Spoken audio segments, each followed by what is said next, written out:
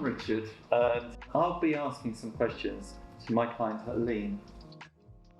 What do you think was the biggest challenge before to this project? I'm not sure about before, but during it we realised how hard it was going to be to get Passive House certification because working with the existing spaces, with the existing high clerestory windows, were clearly a nightmare. They were single glazed and they barely closed properly, so they were aluminium frames from 1962.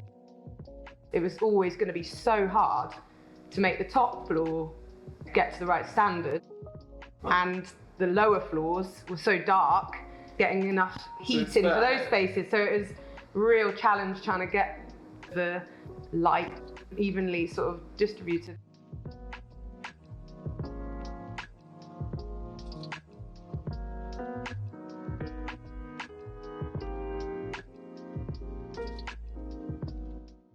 The main thing I wanted to do was enclose the ground floor. It used to have a long, narrow carport, which really was a wasted space. So we've enclosed that and then joined basically the end part, which was the garage, onto the main part of the house.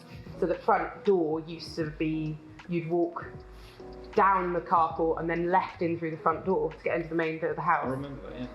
Best idea would be to create the front door at the edge of the house. For whatever reason, they did a sloped ramp, so we've levelled that out and got steps going down at the bottom, which looks a lot better. A lot better.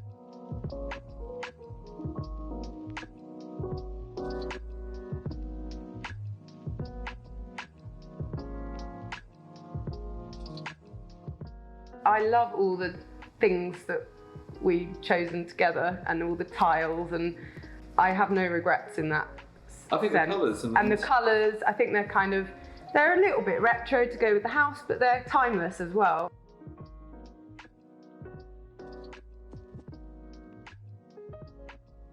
What I really like about it is the fact that we haven't turned away from the original architect's vision. Yeah. And I think the fact that we kept the wood on the ceiling, we've kept pretty much the original style of the kitchen. We've kept everything in this 60s sort of spam type housing look, means that it's actually really sympathetic to the original idea of what this house is about. Definitely. Especially now looking at it from the front. You know, today's the first time I've come up here. So much better. I'm so happy with it. It's such a nice feeling as well that not only is it's a beautiful space, but where the world is going crazy and there are so many issues with utilities and costs and the fact that I now know that there's no gas, it's all electric, it's all solar, you know, then there's a battery power wall. All these elements that you're not used to works in conjunction with each other. You know, you then work out how to live in that space best. And that takes time, it takes time.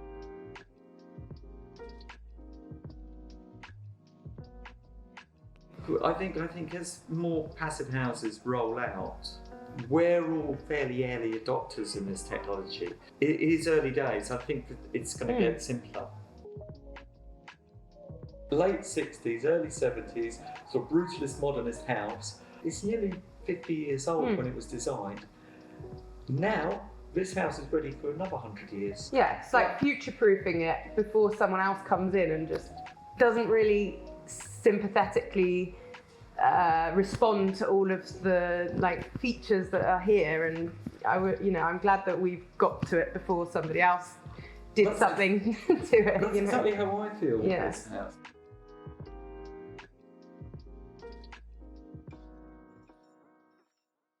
Thank you for watching this video.